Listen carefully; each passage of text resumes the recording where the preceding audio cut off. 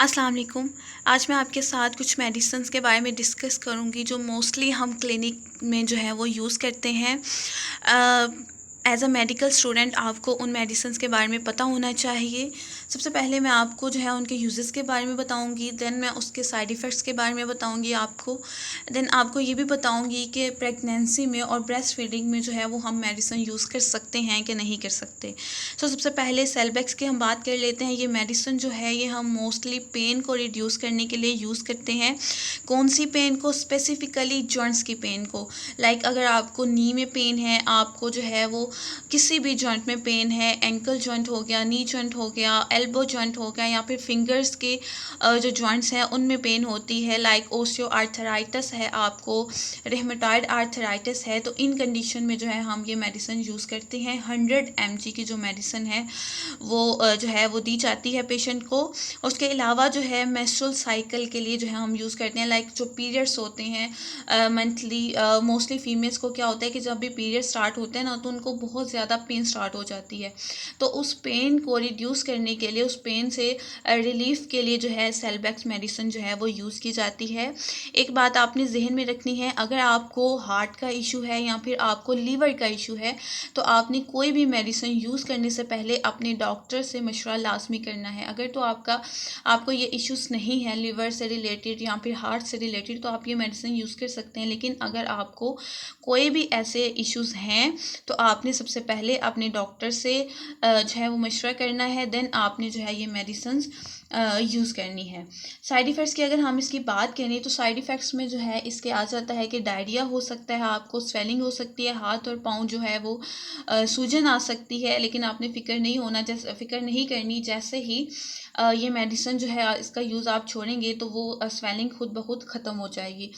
उसके अलावा प्रेगनेंसी में जो है ये सेव नहीं है, ये आपने जहन में रखना है, प्रेगनेंसी में ये सेव नहीं है। ब्रेस्ट फीडिंग में जो है ना ये आप मेडिसिन यूज़ कर सकते हैं। दूसरी मेडिसिन जो है वो है डुफेस्ट्रन। डुफेस्ट्रन जो है मोस्टली 10 mg की हम यूज़ करते हैं। मोस्टली जो है मेंस्ट्रुअल इरेगुलरिटी जो है उसके लिए हम यूज़ करते हैं कि मोस्टली ये इश्यूज़ होते हैं कि पीरियड्स जो है वो या तो होते ही नहीं हैं, स्टॉप हो गए हैं, या काफ़ी देर तक जो है वो चल रहे हैं, इरेगुलरिटी आ जाती है। तो उस कंडीशन में जो है डुफेस्ट्रन मेडिसिन बहुत ज़्यादा इफ़ेक्टिव मेडिसिन है। प्री मेंस्ट्रुअल सिंड्रोम के लिए हम इसको यूज़ कर सकते हैं। और जो मेजर ये हम मेडिसिन यूज़ करते हैं वो है अबॉर्शन से प्रिवेंट करने के लिए। मोस्टली जो है वो अबॉर्शन हो जाते हैं जिन फीमेल्स के, उनमें क्या होता है कि प्रोजेस्टेरोन का जो लेवल है ना, जो प्रेगनेंसी को मेंटेन करता है, वो उसका लेवल कम हो जाता है। तो जो डोफेस्टन मेडिसिन है ना ये क्या करती है, ये प्रोजेस्टेरोन के लेवल को मेंटेन रखता है, जिसकी वजह से जो प्रेगनेंसी है वो मेंटेन रखती है। इसके कुछ जो साइड इफ़ेक्ट्स हैं वो ये हो सकते हैं कि हेडेक हो सकती है, नोज़िया हो सकती है, चेस्ट पेन हो सकती है। ये कुछ साइड इफ़ेक्ट्स हैं इसके। तीसरी जो मेडिसिन है वो है टैक्सीडोल। ये जो मेडिसिन है ये भी पेन को रिड्यूस करने के लिए जो है वो की जाती है। इन्फ्लेमेशन यूज़ करने के लिए, आपको स्वेलिंग हो गई है, सूजन हो गई है किसी भी बॉडी पार्ट पे, तो उसके लिए जो है ये काफ़ी फ़ायदेमंद है टैक्सीडोल। और आपको कहीं भी पेन है, लाइक आपको मसल्स की पेन है, मसल स्पैज़म है, आपको जो है वो कमर का दर्द है, उसके अलावा आपका गले में पेन है, या फिर आपके कान में पेन है, या इवन दांत में भी पेन है। मोस्टली होते हैं ना, दांतों में पेन हो रही होती है, गले में पेन हो रही होती है, या कान में पेन हो रही होती है, तो उन सब पेन को जो है टैक्सीडोल के ज़रिए हम रिड्यूस कर सकते हैं। बहुत इफ़ेक्टिव जो है मेडिसिन है ये उस चीज़ के लिए।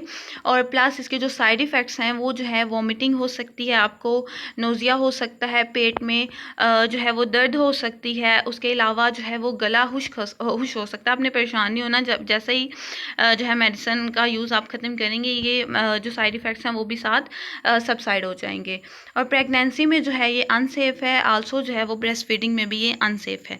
जो फोर्थ मेडिसिन है वो है टोनोफ्लेक्स। टोनोफ्लेक्स भी जो है वो पेन को रिड्यूस करने के लिए जो है वो यूज़ होती है, लेकिन मोस्टली ये जो क्रोनिक पेन के लिए, लाइक आपको कोई पेन स्टार्ट हुए 2 to 3 जो है वो वीक्स हो गए हैं लेकिन आपकी पेन नहीं जा रही, तो उस कंडीशन में जो है आप टोनोफ्लेक्स यूज़ कर सकती हैं। कोई भी जो है पेन, मस्कुलर पेन है, मसल स्पैज़म है, आप यूज़ कर सकती हैं। स्पेशली नर्व से रिलेटेड, आपकी कोई नर्व जो है वो इम्पिंज हो गई है, नर्व में कोई प्रॉब्लम है, नर्व कंप्रेस है, तो उस कंडीशन में जो है ना वो पेन जो है वो तकरीबन बर्दाश्त नहीं हो रही होती, तो उस कंडीशन में टोनोफ्लेक्स जो है वो मेडिसिन यूज़ की जाती है। डोजेज जो है, डोजेज का आपने ध्यान रखना है कि अगर तो लेस देन 17 ईयर्स के हो आप, तो उसमें जो है आपने 15 to 100 mg यूज़ करनी है।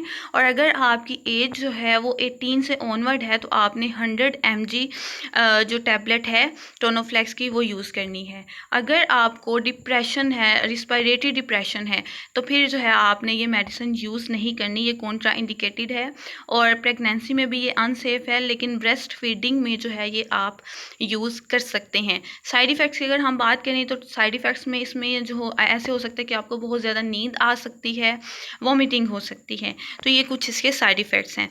अगली अगर मेडिसिन की हम बात करें तो वो है राइजेक।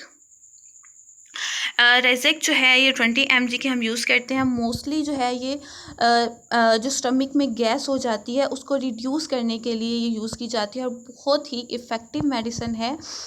जो है इसको आप तेज़ाबियत को, जो मैदे में तेज़ाबियत हो जाती है ना, उसको ख़त्म करती है ये। उसके अलावा हम इसको पेप्टिक अल्सर के लिए जो है वो यूज़ कर सकते हैं। पेप्टिक अल्सर जो कंडीशन है उसमें हम इसको यूज़ करते हैं।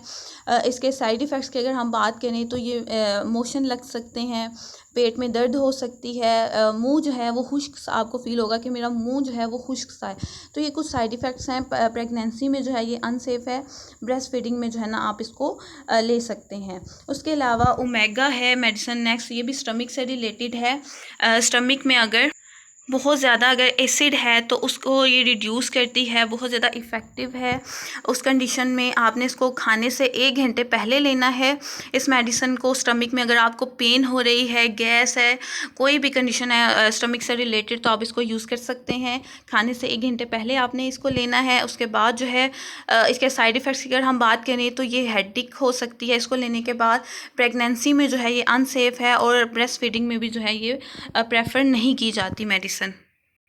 नेक्स्ट जो मेडिसिन है वो है न्यूब्रल फॉर्ट। इसको जो है ये मोस्टली मसल पेन के लिए, आपको मसल इचिंग हो रही है, मसल स्टिफनेस है, बहुत ज़्यादा मसल स्पैज़म है, तो उस कंडीशन में जो है मसल को पेन से जो है रिलीफ़ करने के लिए ये मेडिसिन बहुत ज़्यादा इफ़ेक्टिव है। उसके अलावा अगर आपको स्वेलिंग है तो स्वेलिंग को रिड्यूस करती है।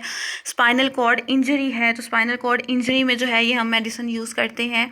सो अगर इसके साइड इफ़ेक्ट्स में होते हैं कि मोशन लग सकते हैं, तो अगर आपको मोशन का जो है वो खदशा हो तो आपने ये मेडिसिन जो है वो खाने के साथ जो है इसको इस्तेमाल अगर आप करेंगे तो उसके साथ जो है ये मोशन नहीं लगेंगे आपको। साइड इफ़ेक्ट्स जो है इसमें वॉमिटिंग हो सकती है, मुंह का खुश्क होना, धुंधला नज़र आना, ये कुछ इसके साइड इफ़ेक्ट्स हैं। सो लेकिन इसका